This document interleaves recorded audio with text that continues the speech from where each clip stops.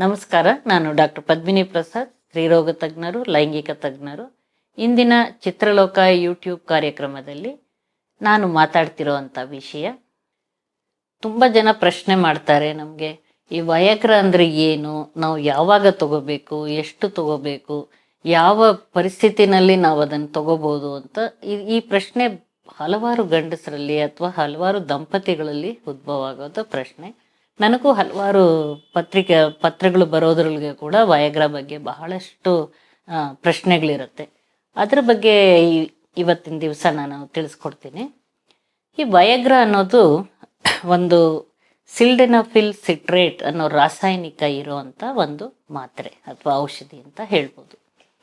ಇದು ಯಾವ ರೀತಿ ಕಂಡುಹಿಡಿದ್ರು ಅಂತ ಹೇಳಿದರೆ, ಇದರದೇ ಒಂದು ರೋಚಕ ಕಥೆ ಇದೆ. ಇದನ್ನು ಫೈಸರ್ ಕಂಪನಿ ಮೊದಲು 1978 ಕಂಡುಹಿಡಿದಿದ್ದು. ಇದನ್ನು ಕೆಲವು ಸಲ ಈ ಔಷಧಿಯಿಂದ ಇದು ರಕ್ತನಾಳಗಳನ್ನು ಹಿಗ್ಗಿಸಿ ಹೆಚ್ಚಿಗೆ ರಕ್ತ ಪ್ರವಾಹ ಸರಿಯಾಗಿ ಆಗೋ ರೀತಿ ಮಾಡತ್ತೆ ಅನ್ನೋದು ಇದರ ಮೊದಲ ಒಂದು ಆ್ಯಕ್ಷನ್ ಅಥವಾ ಅದ್ರ ಕೆಲಸ, ಈ ಸಿಲ್ಡೆನಾಫಿಲ್ ಸಿಟ್ರೇಟ್. ಇದನ್ನು ಹೃದಯದಲ್ಲಿ ಅವರು ರಕ್ತನಾಳಗಳಲ್ಲಿ ರಕ್ತ ಪೂರೈಕೆ ಅದು ಸರಿ ಹೋಗಿ ಹೃದಯದಲ್ಲಿ ಆಗಿರುವಂಥ ಕೆಲವರಲ್ಲಿ ರಕ್ತ ಪೂರೈಕೆ ಕಡಿಮೆ ಇರುವಂಥ ಸಮಸ್ಯೆ, ಈ ಹಾರ್ಟ್ ಅಟ್ಯಾಕು, ಆಂಜೈನಲ್ ಪೇನು, ಅಥವಾ ಯಾರಿಗೆ ರಕ್ತನಾಳಗಳಲ್ಲಿ ಕಡಿಮೆ ರಕ್ತ ಪ್ರವಾಹ ಆಗಿ ರಕ್ತನಾಳಗಳು ಬ್ಲಾಕ್ ಆಗಿ ಈ ಕರೋನರಿ ಡಿಸೀಸಸ್ಸು, ಹಾರ್ಟ್ ಡಿಸೀಸು ಅನ್ನೋದನ್ನ ನೀವೆಲ್ಲ ಕೇಳಿರ್ತೀರ. ಅಂಥವರಲ್ಲಿ ಇದನ್ನು ಈ ಔಷಧಿ ಉಪಯೋಗಿಸಿದ್ರೆ ಏನಾಗುತ್ತೆ ಅನ್ನೋದನ್ನು ಪರೀಕ್ಷೆ ಮಾಡ್ತಾ ಇದ್ರು.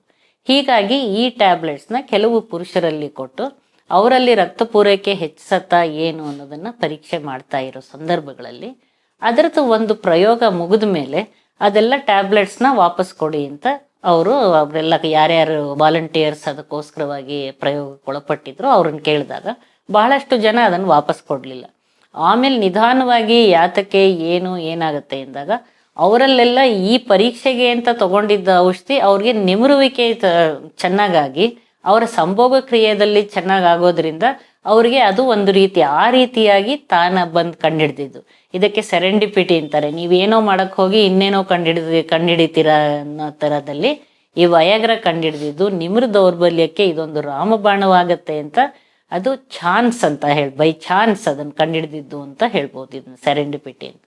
ಹಾಗಾಗಿ ಈ ವಯಾಗ್ರ ಮಾತ್ರೆ ಅವಾಗ ಫೈಸರ್ನವರು ಕಂಡಿಡ್ದಿದ್ದು, ಫೈಸರ್ ರೈಸರ್ ಅಂತಲೂ ಹೇಳ್ತಾರೆ, ಅಥವಾ ಬ್ಲೂ ಡೈಮಂಡ್ ಪಿಲ್ ಅಂತ ಕೂಡ ಇದನ್ನು ಸಾಮಾನ್ಯ ಜನರು ಇದನ್ನು ಹೇಳ್ತಾರೆ.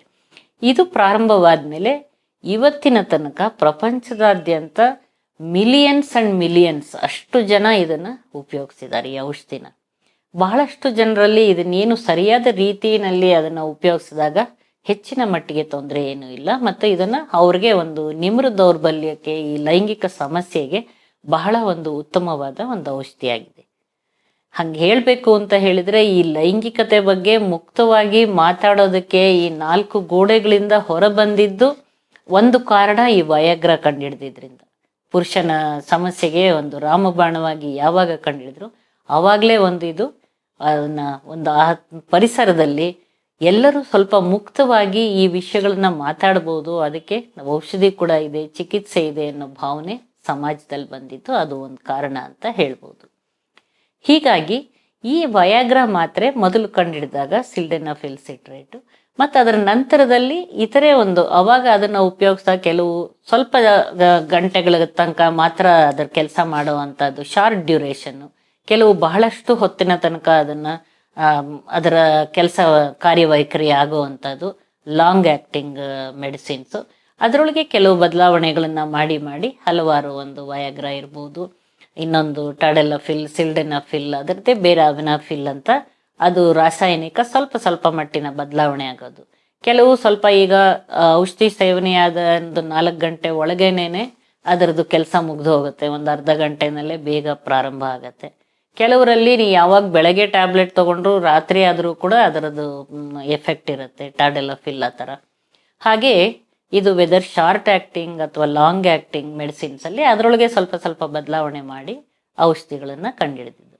ಹಾಗಾಗಿ ಈ ಥರ ನಿಮ್ರ ದೌರ್ಬಲ್ಯ ಇರೋ ಅಂಥವರಲ್ಲಿ ಯಾವ ಟ್ಯಾಬ್ಲೆಟ್ ನಾವು ಕೊಡಬೇಕು, ಅವ್ರಿಗೆ ಯಾವಾಗ ಬೇಕಾಗತ್ತೆ, ಯಾವಾಗ ಸೇರಿದಾಗ ತಗೋಬೇಕು, ಸೇರೋ ಸಂಭೋಗಕ್ಕೆ ಮುಂಚೆ ಟ್ಯಾಬ್ಲೆಟ್ ತಗೋಬೇಕಾ ಅಥವಾ ಯಾವಾಗಲಾದರೂ ಟ್ಯಾಬ್ಲೆಟ್ ತಗೊಂಡು ಯಾವಾಗಲಾದರೂ ಸೇರ್ಬೋದಾ, ಇದೆಲ್ಲದಕ್ಕೂ ಕೂಡ ವೈದ್ಯರು ನಿರ್ಧಾರ ಮಾಡ್ತಾರೆ. ಈಗ ಮದುವೆ ಆದ ಹೊಸದರಲ್ಲಿ ಅಥವಾ ಚಿಕ್ಕ ವಯಸ್ಸಿನಲ್ಲಿ ನಿಮ್ರ ದೌರ್ಬಲ್ಯ ತಾತ್ಕಾಲಿಕವಾಗಿ ಕಾಣಿಸಿದಾಗ ಅವರಿಗೆ ಒಂದು ಒಂದು ಕೆಲವು ಸಲ ಅವರ ಆತ್ಮವಿಶ್ವಾಸ ಹೆಚ್ಚಿಸೋದಕ್ಕೆ, ಅಥವಾ ಅವ್ರಿಗೆ ಒಂದು ಕೆಲವು ಸಲ ನಿಮ್ರ ದೌರ್ಬಲ್ಯ ಸರಿ ಹೋದ ತಕ್ಷಣ ಅವ್ರಿಗೊಂದು ಆತ್ಮವಿಶ್ವಾಸ ಜಾಸ್ತಿಯಾಗಿ ಆಮೇಲೆ ತಾನಾಗೆ ಸರಿ ಹೋಗುತ್ತೆ. ಆ ಥರ ಕೆಲವೇ ದಿನಗಳಲ್ಲಿ ಸ್ವಲ್ಪ ಸಮಯಕ್ಕೆ ಮಾತ್ರ ಉಪಯೋಗಿಸುವಂಥ ಟ್ಯಾಬ್ಲೆಟು, ಅಥವಾ ಬಹಳಷ್ಟು ತೊಂದರೆ ಈಗ ಡಯಾಬಿಟಿಸು, ಹೈಪರ್ ಟೆನ್ಷನ್ನು ಅಥವಾ ಬೇರೆ ಕಾಯಿಲೆಗಳಿಂದ ಆಗಿರುವಂಥ ರೀತಿಯಿಂದ ನಿಮ್ರ ದೌರ್ಬಲ್ಯ ಆಗಿದ್ರೆ ಅವ್ರಿಗೆ ಹೆಚ್ಚಿನ ದಿವಸಗಳಲ್ಲಿ ಉಪಯೋಗಿಸುವಂಥದ್ದು ಬೇಕಾಗತ್ತೆ. ಅವ್ರ ಸಂಭೋಗ ಎಷ್ಟು ದಿನಕ್ಕೆ ಒಂದ್ಸಲ ಸಂಭೋಗ, ದಂಪತಿಗಳಿಗೆ ಯಾವ ರೀತಿ ಬೇಕು, ಆ ದಂಪತಿಗಳ ಸಂಭೋಗ ಕ್ರಿಯೆ ಎಷ್ಟು ದಿವಸಕ್ಕೊಂದ್ಸಲ ಅವರು ಸೇರ್ತಾರೆ, ಅಥವಾ ಅವ್ರ ಫ್ರೀಕ್ವೆನ್ಸಿ ವಾರಕ್ಕೊಂದ್ಸಲ ಸೇರೋ ಥರ ಇದೆಯಾ, ದಿನನಿತ್ಯ ಅವರು ಸಂಭೋಗ ಕ್ರಿಯೆ ನಡೆಸ್ತಾರ, ತಿಂಗಳಿಗೊಮ್ಮೆ ನಡೆಸ್ತಾರ, ಈ ಥರ ಯಾಕಂದ್ರೆ ದಂಪತಿಗಳಿಂದ ದಂಪತಿಗಳಿಗೆ ಅದು ಬದಲಾವಣೆ ಆಗತ್ತೆ. ಆದ್ರಿಂದ ಅದನ್ನೆಲ್ಲ ವೈದ್ಯರು ತಿಳ್ಕೋಬೇಕು. ಇವ್ರಿಗೆ ಬೇರೆ ಏನು ಕಾಯಿಲೆಗಳಿಲ್ವಾ, ಅಥವಾ ಇವರಲ್ಲಿ ಎಷ್ಟು ದಿನಕ್ಕೊಂದ್ಸಲ ಅವರು ಸಂಭೋಗ ಕ್ರಿಯೆ ನಡೆಸ್ತಾರೆ, ಅವರ ಒಂದು ರಿಕ್ವೈರ್ಮೆಂಟ್ ಏನಿದೆ ಅದ್ರ ಪ್ರಕಾರ ನಾವು ಈ ಯಾವ ಟ್ಯಾಬ್ಲೆಟ್ ಉಪಯೋಗಿಸ್ಬೇಕು, ಎಷ್ಟು ಡೋಸಲ್ಲಿ ಉಪಯೋಗಿಸ್ಬೇಕು ಅಂತ ನಾವು ನಿರ್ಧಾರ ಮಾಡಬೇಕಾಗತ್ತೆ. ಈಗ ಮದುವೆ ಆದ ಹೊಸದರಲ್ಲಿ ಒಂದು ಸ್ವಲ್ಪ ಮಟ್ಟಿಗೆ ಅವ್ರಿಗೆ ಭಯ ಇದ್ದಾಗ, ಸರಿಯಾಗಿ ಸಂಭೋಗ ಆಗತ್ತಾ ಇಲ್ವಾ, ನಿಮರುವಿಕೆ ಆಗತ್ತಾ ಇಲ್ವಾ ಅನ್ನೋ ಭಯ ಇದ್ದಾಗ, ಅಂಥ ಸಮಯದಲ್ಲಿ ಕೆಲವು ದಿನ ಅವರಿಬ್ಬರಿಗೂ ಒಂದು ಸಂಭೋಗ ಕ್ರಿಯೆ ಒಂದು ಸಮಸ್ಥಿತಿಗೆ ಬರೋ ತನಕ ಉಪಯೋಗಿಸೋಕ್ಕೆ ನಾವು ಕೆಲವು ಟ್ಯಾಬ್ಲೆಟ್ಸ್ಗಳನ್ನ ಕೊಡ್ಬೋದು. ಆಮೇಲೆ ಎಲ್ಲ ಸರಿ ಇದ್ರೆ ಅವ್ರಿಗೆ ಯಾವುದೇ ರೀತಿ ತೊಂದರೆ ಇರೋದಿಲ್ಲ, ಈ ಯಾವುದೇ ಟ್ಯಾಬ್ಲೆಟ್ ಬೇಕಾಗೋದಿಲ್ಲ. ಕೆಲವರಲ್ಲಿ ಮಾತ್ರ ಇತರೆ ಕಾಯಿಲೆಗಳಿಂದ ನಿಮ್ರ ದೌರ್ಬಲ್ಯ ಆಗಿದ್ದಾಗ ಸ್ವಲ್ಪ ಹೆಚ್ಚಿನ ದಿನಗಳಿಗೆ ಔಷಧಿ ಬೇಕಾಗ್ಬೋದು. ಈ ರೀತಿ ಇರಬೇಕಾದ್ರೆ ಕೆಲವನ್ನ ಸಂಭೋಗ ಕ್ರಿಯೆಗೆ ಮುಂಚೆ ಉಪಯೋಗಿಸ್ಬೇಕಾಗತ್ತೆ. ಒಂದು ಅರ್ಧ ಗಂಟೆ ಮುಂಚೆ ಅಥವಾ 1 ಗಂಟೆ ಮುಂಚೆ ಟ್ಯಾಬ್ಲೆಟ್ ನುಂಗ್ಬೇಕಾಗ್ಬೋದು, ಅಥವಾ ನಾಲ್ಗೆ ಮೇಲಿಟ್ರೆ ಕರಗ ಹೋಗುವಂಥ ಟ್ಯಾಬ್ಲೆಟ್ಸ್ಗಳು ಕೂಡ ಲಭ್ಯ ಇದೆ. ಅದರ ನಂತರ ಅವರು ಸಂಭೋಗ ಕ್ರಿಯೆ ನಡೆಸೋದಕ್ಕೆ ಅವಾಗ ನಿಮರುವಿಕೆ ಸರಿಯಾಗತ್ತೆ. ಅದರೊಳಗೂ ಕೂಡ ಅವರು ಉದ್ರೇಕದ ಹಂತಕ್ಕೆ ಹೋಗಿ ಉದ್ರೇಕ ಫಸ್ಟ್ ಮೊದಲು ಮಾಡಿ ಸ್ವಲ್ಪ ಮಟ್ಟಿಗೆ ಹಸ್ತಮೈಥುನ ಆ ಥರ ಮಾಡಿದಾಗ ಒಂದು ನಿಮರುವಿಕೆ ಪ್ರಾರಂಭವಾದ್ಮೇಲೆ ಹೆಚ್ಚಿಗೆ ಹೊತ್ತು ನಿಲ್ಲೋದಕ್ಕೆ ಸಾಧ್ಯವಾಗುತ್ತೆ.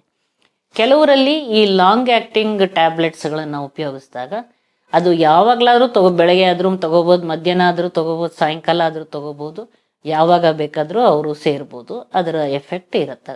ಅದರಿಂದ ಕೆಲವು ಸಲ 1 ದಿನ 2 ದಿನ ತನಕ ಆ ಎಫೆಕ್ಟ್ ಇರೋದ್ರಿಂದ ಅದನ್ನು ದಿನನಿತ್ಯ ತಗೊಳ್ಳೋದು ಬೇಕಾಗಲ್ಲ, ಅಥವಾ ಸಂಭೋಗ ಕ್ರಿಯೆ ಸಮಯದಲ್ಲೇ ತಗೊಳ್ಬೇಕು ಅನ್ನೋದು ಕೂಡ ಇರಲ್ಲ. ಯಾಕಂದ್ರೆ ಎಷ್ಟೋ ಸಲ ಸಂಭೋಗ ಕ್ರಿಯೆ ಇಂಥದ್ದೇ ಸಮಯದಲ್ಲಿ ಮಾಡ್ತೀವಿ ಅಥವಾ ಇಂಥದ್ದೇ ಸಮಯದಲ್ಲಿ ಮಾಡೋಕ್ಕಾಗತ್ತೆ, ಆ ಸಮಯದಲ್ಲಿ ಎಲ್ಲವೂ ಅನುಕೂಲ ಪರಿಸ್ಥಿತಿ ಇರುತ್ತೆ ಅಂತ ಹೇಳೋಕ್ಕಾಗಲ್ಲ. ಅಂಥವ್ರಿಗಲ್ಲಿ ಬೆಳಗ್ಗೆ ಯಾವಾಗಲಾದರೂ ತಗೊಂಡಾಗ ಅವ್ರಿಗೆ ಯಾವಾಗ ಅನುಕೂಲ ಪರಿಸ್ಥಿತಿ ಬರುತ್ತೆ ಅವಾಗ ಕೂಡ ಅವರು ಆ ಟ್ಯಾಬ್ಲೆಟನ್ನು ತಗೊಳಕ್ಕೆ ಸಾಧ್ಯವಾಗತ್ತೆ.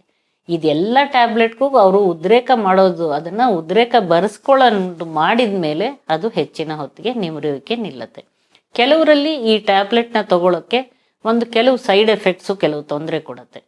ಇದು ಒಂದು 5-10 ಜನರಲ್ಲಿ ಇರ್ಬೋದು, ಬಹಳಷ್ಟು ಜನರಲ್ಲಿ ಯಾವುದೇ ತೊಂದರೆ ಇರೋದಿಲ್ಲ, ಅವ್ರ ಸಂಭೋಗ ಕ್ರಿಯೆ ಕೂಡ ಸರಿಯಾಗತ್ತೆ. ಇಂಥವ್ರಲ್ಲಿ ಏನಾಗುತ್ತೆ, ಇದು ಸಾಮಾನ್ಯವಾಗಿ ನಾವು ಕಾಣುವಂಥ ಸೈಡ್ ಎಫೆಕ್ಟ್ಸ್ ನೋಡಿದಾಗ ಕೆಲವರಲ್ಲಿ ತಲೆನೋವು ಥರ ಬರ್ಬೋದು. ಇದು ಸ್ವಲ್ಪ ಮಟ್ಟಿಗೆ ತಲೆನೋವಿದ್ದು ಹಾಗೆ ಹೊರಟೋಗ್ಬೋದು, ಕೆಲವ್ರಿಗೆ ಮಾತ್ರ ಸ್ವಲ್ಪ ಹೆಚ್ಚಿನ ತಲೆನೋವು. ಇದು ಯಾಕಂದ್ರೆ ಇದರ ಮೂಲ ಕೆಲಸ ಏನು ಅಂದರೆ ರಕ್ತನಾಳಗಳನ್ನು ಹಿಗ್ಗಿಸೋದು, ರಕ್ತ ಪೂರೈಕೆ ಹೆಚ್ಚಿಸೋದು.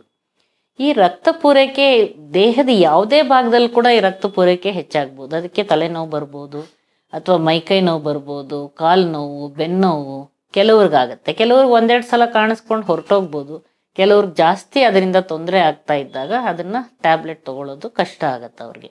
ಅಂಥ ಸಮಯದಲ್ಲಿ ಪ್ರತಿ ಸಲ ಅವ್ರಿಗೆ ಅದೇ ರೀತಿ ತೊಂದರೆ ಆದರೆ ಆವಾಗ ಈ ಟ್ಯಾಬ್ಲೆಟ್ ಅವ್ರಿಗೆ ಹೊಂದಲ್ಲ ಅಂತ ನಮಗೆ ಗೊತ್ತಾಗತ್ತೆ. ಸೊ ಅದರೊಳಗೆ ಅವರ ಒಂದು ಅವಶ್ಯಕತೆಗೆ ಅನುಗುಣವಾಗಿ ಯಾವ ಸಮಯದಲ್ಲಿ ಟ್ಯಾಬ್ಲೆಟ್ ತಗೋಬೇಕು, ಎಷ್ಟು ಡೋಸ್ನಲ್ಲಿ, ಈಗ ವಯಾಗ್ರಾ 25 ಮಿಲಿಗ್ರಾಮ್, 50, 100 ತನಕ ಸಿಗತ್ತೆ. ಸ್ವಲ್ಪ ಮಟ್ಟಿಗೆ ಅವ್ರಿಗೆ ಸ್ವಲ್ಪ ಔಷಧಿ ಅದು ಸ್ಮಾಲ್ ಡೋಸಲ್ಲೇ ಕೊಟ್ಟರೆ ಸಾಕಾಗತ್ತೆ ಅಂದರೆ ಹೆಚ್ಚಿಗೆ ನಾವು ಉಪಯೋಗಿಸೋದು ಬೇಕಾಗಲ್ಲ. ಸ್ವಲ್ಪ ಸ್ಮಾಲರ್ ಡೋಸಸ್ನಲ್ಲಿ ಅವ್ರಿಗೆ ಅದರದ್ದು ಯಾವುದೇ ಎಫೆಕ್ಟ್ ಬರಲಿಲ್ಲ ಅಂದಾಗ ನಾವು ಡೋಸನ್ನು ಜಾಸ್ತಿ ಮಾಡಬೇಕಾಗ್ಬೋದು. ಅದು ಸೊ ಯಾರ್ಯಾರಿಗೆ ಎಷ್ಟು ಬೇಕು ಅನ್ನೋದನ್ನು ವೈದ್ಯರು ನಿರ್ಧಾರ ಮಾಡಬೇಕಾಗತ್ತೆ. ಹಾಗಾಗಿ ಈ ಸೈಡ್ ಎಫೆಕ್ಟ್ಸಲ್ಲಿ ಹೆಡೇಕು, ಬಾಡಿ ಏಕು, ಮತ್ತು ಕೆಲವರಿಗೆ ಗ್ಯಾಸ್ಟ್ರೈಟಿಸ್ ಸಿಂಪ್ಟಮ್ಸು, ಎದೆ ಉರಿ ಬರೋ ಅಂಥದ್ದು, ಮತ್ತು ಆ ರೀತಿ ಕೆಲವ್ರಿಗಷ್ಟೇ ಬ್ಲೂ ವಿಷನ್ ಅಂತ ಸ್ವಲ್ಪ ನೀಲಿ ವಿಷನ್ ಇರೋ ಹಂಗೆ ಕೆಲವ್ರು ಹೇಳ್ತಾರೆ, ಇದು ಮಾಡ್ತಾರೆ. ಕೆಲವ್ರಿಗೆ ಕಿವಿಗೆ ಏನಾದರೂ ತೊಂದರೆ ಥರ ಆಗ್ಬೋದು ಅಂತ. ಎಲ್ಲರಲ್ಲೂ ಕಾಣಿಸ್ಕೊಳ್ದೇ ಇದ್ರೂ ಕೂಡ ಇಲ್ಲೊಬ್ಬರಲ್ಲಿ ಕಾಣಿಸ್ಕೊಳ್ಳೋ ಅಂಥದ್ದು. ಮತ್ತು ಈ ವಯಾಗ್ರಾ ತಗೊಳ್ಳೋದ್ರಿಂದಾನೇ ಹಾರ್ಟ್ ಅಟ್ಯಾಕ್ ಆಗ್ಬಿಡತ್ತೆ ಅಥವಾ ಅದರಿಂದನೇ ಅವ್ರ ಪ್ರಾಣ ಹೋಗ್ಬಿಡತ್ತೆ ಅನ್ನೋ ಥರ ಆ ಥರ ಏನೂ ಇರೋದಿಲ್ಲ. ಆದ್ದರಿಂದ ಮತ್ತು ಕೆಲವರಲ್ಲಿ ಇಂಜೆಕ್ಷನ್ನು ಈ ಶಿಶ್ನಕ್ಕೆ ಇಂಜೆಕ್ಷನ್ ಕೊಡೋವಂಥ ಔಷಧಿ ಕೊಟ್ಟಾಗ ಹೆಚ್ಚಿನ ಹೊತ್ತು ಆ ನಿಮರುವಿಕೆ ನಿಂತು ಅದು ಕಡಿಮೆ ಆಗದೆ ಇದ್ದರೆ ಪ್ರಯಾಪಿಸಮ್ ಅಂತ ಅದು ತೊಂದರೆ ಆಗುತ್ತೆ. ಆದರೆ ಈ ಟ್ಯಾಬ್ಲೆಟ್ಸ್ಗಳಲ್ಲಿ ಅದು ಆ ಥರ ಪರಿಸ್ಥಿತಿ ಭಾಳಷ್ಟು ಜನರಲ್ಲಿ ಬರೋದಿಲ್ಲ ಈ ಟ್ಯಾಬ್ಲೆಟ್ಸ್ ತೊಗೊಂಡಾಗ. ಆದ್ದರಿಂದ ಆ ರೀತಿ ಸೈಡ್ ಎಫೆಕ್ಟ್ಸ್ ಇರೋದಿಲ್ಲ. ಬಟ್ ಎಂಥವರಲ್ಲಿ ಈಗ ನೈಟ್ರೇಟ್ಸು ಬೇರೆ ಕಾರಣದಿಂದ ಎದೆನೋ ಬರ್ತಾ ಇದೆ, ಹತ್ತಿಳಿದ್ರೆ ಸುಸ್ತಾಗತ್ತೆ, ಮೇಲುಸಿರು ಬರುತ್ತೆ, ಈ ಥರದವರಲ್ಲಿ ಕೆಲವರಲ್ಲಿ ನೈಟ್ರೇಟ್ಸ್ ಟ್ಯಾಬ್ಲೆಟ್ಸ್ ಕೊಡ್ತಾರೆ. ಸಾರ್ಬಿಟ್ರೇಟ್ ಅಥವಾ ಇದು ನಾಲ್ಗೆ ಮೇಲೆ ಇಟ್ಕೊಳ್ಳೋ ಅಂಥ ಟ್ಯಾಬ್ಲೆಟ್. ಅಂಥವರು ಈ ಟ್ಯಾಬ್ಲೆಟ್ನ ಸೇವಿಸಲೇಬಾರ್ದು. ಯಾಕಂದರೆ ಅದ್ರ ಜೊತೆ ಸೇವಿಸಿದಾಗ ಬ್ಲಡ್ ಪ್ರೆಷರ್ ತುಂಬ ಕಡಿಮೆ ಆಗಿ ಅವ್ರ ಪ್ರಾಣಕ್ಕೆ ಅಪಾಯ ಆಗ್ಬೋದು. ಮತ್ತು ರೆಟಿನೈಟಿಸ್ ಪಿಗ್ಮೆಂಟೋಸ ಅಂತ ಕಣ್ಣಿನ ಒಂದು ತೊಂದರೆ ಇದೆ, ಅಂಥ ತೊಂದರೆ ಇರೋರಲ್ಲಿ ಕೂಡ ಇದನ್ನು ಉಪಯೋಗಿಸಬಾರ್ದು. ಕೆಲವರಲ್ಲಿ ಬೆಳವಣಿಗೆಯಿಂದ ಕೆಲವು ಶಿಶ್ನದ ನ್ಯೂನತೆಗಳು ಆ ರೀತಿ ಎಲ್ಲ ಇದ್ದಾಗಲೂ ಕೂಡ ಇದನ್ನು ವಯಾಗ್ರಾ ಟ್ಯಾಬ್ಲೆಟ್ಸ್ನ ಉಪಯೋಗಿಸೋದಕ್ಕೆ ಸಾಧ್ಯವಾಗೋದಿಲ್ಲ. ಅದನ್ನು ತುಂಬ ಹೈ ಬ್ಲಡ್ ಪ್ರೆಷರ್ ಇರೋರು ಮತ್ತು ತಕ್ಷಣ ಇತ್ತೀಚೆಗಷ್ಟೇ ಹಾರ್ಟ್ ಅಟ್ಯಾಕು ಸ್ಟ್ರೋಕ್ ಆಗಿರೋ ಅಂಥವ್ರು ಅವರು ಕೂಡ ಇದನ್ನು ಉಪಯೋಗಿಸೋಕ್ಕಾಗಲ್ಲ. ಮತ್ತು ಕೆಲವು ಕಿಡ್ನಿ ಕಾಯಿಲೆಗಳು ಅಥವಾ ಲಿವರ್ ಕಾಯಿಲೆಗಳೆಲ್ಲ ಇದ್ದಾಗ ಅಂಥವರಲ್ಲಿ ಎಷ್ಟರ ಮಟ್ಟಿಗೆ ಲಿವರ್ ತೊಂದರೆ ಕಿಡ್ನಿ ತೊಂದರೆ ಇದೆ ನೋಡಿ ಅದನ್ನು ಡೋಸನ್ನು ಹೆಚ್ಚು ಕಡಿಮೆ ನಾವು ಅಡ್ಜಸ್ಟ್ ಮಾಡಬೇಕಾಗತ್ತೆ. ಮತ್ತು ಇನ್ನೂ ಕೆಲವರು ಜನನಾಂಗದಲ್ಲಿ ಒಂದು ಪ್ರೋಸ್ಟೇಟ್ ಗ್ರಂಥಿಯ ತೊಂದರೆ, ಯೂರಿನರಿ ಟ್ರ್ಯಾಕ್ಟ್ ಇನ್ಫೆಕ್ಷನ್ನು ಇಂಥದ್ದೆಲ್ಲ ಇದ್ದಾಗಲೂ ಕೂಡ ಕೆಲವರಲ್ಲಿ ನಿಮ್ರ ದೌರ್ಬಲ್ಯ ಕಾಣಿಸ್ಕೊಳ್ಳುತ್ತೆ. ಸೊ ಯಾವ ಕಾರಣದಿಂದ ಇದೆ ಅಂತ ನಾವು ನೋಡಿ, ಈಗ ಡಯಾಬಿಟಿಸಿಂದ ಇದಾಗಿದ್ರೆ ಡಯಾಬಿಟಿಸ್ನ ಚೆನ್ನಾಗಿ ನಾವು ಕಂಟ್ರೋಲ್ ಮಾಡಿ ಟ್ರೀಟ್ ಮಾಡಿ ಎರೆಕ್ಷನ್ ಪ್ರಾಬ್ಲಮ್ ಟ್ರೀಟ್ ಮಾಡಬೇಕು. ಹಾಗೆ ಬ್ಲಡ್ ಪ್ರೆಷರ್ ಇರೋವಂಥವರಲ್ಲಿ ಬ್ಲಡ್ ಪ್ರೆಷರ್ನ ಫುಲ್ ಕಂಟ್ರೋಲ್ ಮಾಡಿ ಎರೆಕ್ಷನ್ ಪ್ರಾಬ್ಲಮ್ ಸಾಲ್ವ್ ಮಾಡಬೇಕಾಗತ್ತೆ. ಸೊ ಮೂಲಭೂತವಾಗಿ ಯಾವ ಕಾರಣದಿಂದ ಕಾಯಿಲೆಯಿಂದ ಈ ನಿಮರುವಿಕೆ ತೊಂದರೆ ಆಗಿದೆ ಅಂತ ತಿಳಿದು ಅದಕ್ಕೂ ಕೂಡ ನಾವು ಸರಿಯಾದ ಟ್ರೀಟ್ಮೆಂಟ್ ಕೊಡೋದು ಬಹಳ ಮುಖ್ಯ ಆಗುತ್ತೆ. ಹಾಗಾಗಿ ನಿಮರುವಿಕೆ ಟ್ರೀಟ್ಮೆಂಟು, ಅದನ್ನು ಕಾರಣ ಆಗಿರೋ ಅಂಥ ಕಾಯಿಲೆಗೆ ಟ್ರೀಟ್ಮೆಂಟು, ಮತ್ತು ಅದರ ಸೈಡ್ ಎಫೆಕ್ಟ್ಸ್ಗಳು ಏನೇನಾಗುತ್ತೆ, ಯಾರಿಗೆ ಅದನ್ನು ನಾವು ಕೊಡ್ಬೋದು, ಯಾರು ಕೊಡಬಾರ್ದು, ಇದೆಲ್ಲ ಕೂಡ ನಾವು ನಿರ್ಧಾರ ಮಾಡಿ ಟ್ಯಾಬ್ಲೆಟ್ ಕೊಡಬೇಕಾಗತ್ತೆ. ಅದ್ರ ಬದಲು ಜನರು ಸುಮ್ಮನೆ ಹೋಗಿ ಒಂದು ಮೆಡಿಕಲ್ ಶಾಪಲ್ಲಿ ಹೋಗಿ ಕೇಳಿ ಇದಕ್ಕೆ ಒಂದು ಟ್ಯಾಬ್ಲೆಟ್ ಕೊಡಿ ಅಂತ ತೊಗೊಂಡು ಬಂದು ಮಾಡೋದು ಎಷ್ಟೋ ಸಲ ತೊಂದರೆಗಳಿಗೆ ಒಳಗಾಗೋ ಥರ ಆಗತ್ತೆ. ಅದನ್ನು ಒಂದು ಯಾವುದೇ ಸಂಕೋಚ ಮುಜುಗರ ಇಲ್ಲದೆ ಈ ಥರ ಒಂದು ಪ್ರಾಬ್ಲಮ್ ಆದಾಗ ಖಂಡಿತವಾಗ್ಲೂ ಬರ್ಬೋದು. ಮೊದಲೆಲ್ಲ ಗಂಡಸರು ಪುರುಷರು ಅವರೇನೇ ಬಂದು ಚಿಕಿತ್ಸೆಗೋಸ್ಕರ ಬರ್ತಾಯಿದ್ರು. ಇತ್ತೀಚಿನ ದಿನಗಳಲ್ಲಿ ನಾವು ನೋಡಿರೋ ಬದಲಾವಣೆ ಅಂದರೆ ಇದೆಲ್ಲದರ ಬಗ್ಗೆ ಸ್ತ್ರೀಯರು ಕೂಡ ಹೆಚ್ಚಿನ ಒಂದು ಅರಿವು ಮೂಡಿಸ್ಕೊಂಡಿದ್ದಾರೆ. ಹಾಗಾಗಿ ಎಷ್ಟೋ ಸಲ ಅವ್ರ ಹೆಂಡತಿಯರೇನೆ ಅವ್ರ ಗಂಡನ್ನ ಕರ್ಕೊಂಡು ಬಂದು ಈ ಥರ ನಮ್ಮ ಯಜಮಾನರಿಗೆ ತೊಂದರೆ ಇದೆ, ನಮಗೆ ಒಂದು ಸರಿಯಾದ ತೃಪ್ತಿ ಭಾವನೆ ಸಿಗ್ತಾ ಇಲ್ಲ, ಇವ್ರದ್ದು ಏನಾಗಿದೆ ಒಂದು ಸ್ವಲ್ಪ ನಮಗೆ ಇದನ್ನು ಏನಾಗಿ ತಿಳಿಸ್ಕೊಡಿ ಅಥವಾ ಚಿಕಿತ್ಸೆ ಕೊಡಿ ಅಂತ ಸ್ತ್ರೀಯರೇನೇ ಪುರುಷರನ್ನ ಕರ್ಕೊಂಡು ಬರುವಂಥ ಬದಲಾವಣೆ ಕೂಡ ನಾನು ನೋಡಿದ್ದೀನಿ. ಹಾಗಾಗಿ ಅದ್ರೊಳಗೆ ಖಂಡಿತ ತಪ್ಪೂ ಇಲ್ಲ. ಅದು ಯಾವುದೇ ತೊಂದರೆಗೆ ಚಿಕಿತ್ಸೆ ತಗೊಳ್ಳೋದ್ರೊಳಗೆ ಯಾವ ತಪ್ಪೂ ಇಲ್ಲ.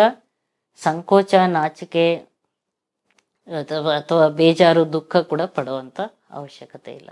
ಹಾಗಾಗಿ ಪ್ರತಿಯೊಬ್ಬರು ನಿಮರುವಿಕೆ ಅನ್ನೋದು ಒಂದು ಸಾಧಾರಣವಾಗಿ ಕಾಣಿಸುವಂಥ ಒಂದು ತೊಂದರೆ.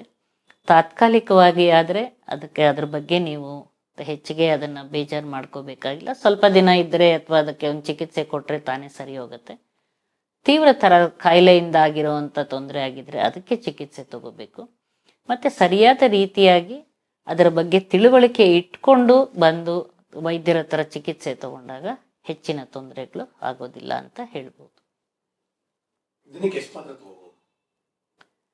ದಿನಕ್ಕೆ ಒಂದೇ ಮಾತ್ರೆ ತಗೋಬೇಕು. ದಿನಕ್ಕೆ ಒಂದು ಸಲ ಮಾತ್ರ ತಗೊಳ್ಬೇಕು ಟ್ಯಾಬ್ಲೆಟ್ನ. ಜಾಸ್ತಿ ಸಲ ತಗೊಳ್ಳೋದು, ತುಂಬ ಅವರೇನೆ ಹೆಚ್ಚಿಗೆ ಡೋಸುಗಳನ್ನು ಮಾಡ್ಕೊಂಡು ಹೋಗೋದು ಅದನ್ನು ಮಾಡಬಾರ್ದು. ವಯಾಗ್ರಾಯಿಂದ ಪ್ರಾಣ ಹೋಗಿರೋಂಥ ಸಂದರ್ಭಗಳು ಆಲ್ಮೋಸ್ಟ್ ಇಲ್ಲ ಅಂತ. ಬಟ್ ತುಂಬ ಇತ್ತೀಚೆಗೆ ಹಾರ್ಟ್ ಅಟ್ಯಾಕ್ ಆಗಿರೋದು ಮತ್ತು ಈ ಥರ ನೈಟ್ರೇಟ್ ಸೇವಿಸಿ ಗೊತ್ತಿಲ್ಲದೆ ಟ್ಯಾಬ್ಲೆಟ್ ತೊಗೊಂಡು ಅಂಥವರಲ್ಲಿ ಬೇರೆ ಕಾರಣದಿಂದ ಆಗಿರುತ್ತೆ ಅಷ್ಟೇ ವಿನಃ ವಯಾಗ್ರಾದಿಂದನೇ ಪ್ರಾಣ ಹೋಗೋ ಥರ ಆಗುತ್ತೆ ಅನ್ನೋದು ಸಾಧ್ಯತೆಗಳು ಕಡಿಮೆ.